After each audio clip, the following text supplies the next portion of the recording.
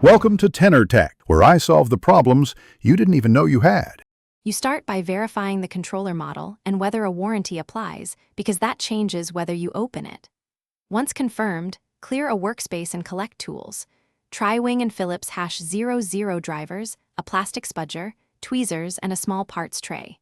You should also have replacement components ready: analog stick modules, shoulder buttons, or a new ribbon cable, since diagnosing first but ordering later wastes time. Now power down the console and remove batteries or disconnect any cable so you can begin disassembly safely. You open the shell by removing all external screws and carefully prying the halves apart with a spudger.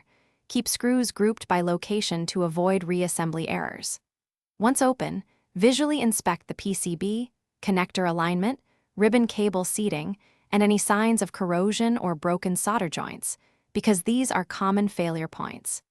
Use a continuity meter to test traces and flex cables, and gently press each button and stick to feel for mechanical resistance. Make notes so you know which component must be swapped or repaired. You install the replacement module or repaired cable, making sure ribbon connectors click fully into place and any soldered joints are clean. This matters because a half-seated connector will cause intermittent faults.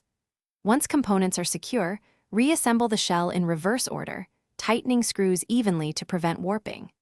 Now power the controller and run the console's calibration or dead zone test to confirm functionality across all axes and buttons. If something still misbehaves, recheck connector seating and solder points as the primary troubleshooting step. Thanks for watching. Subscribe to keep your life in tune.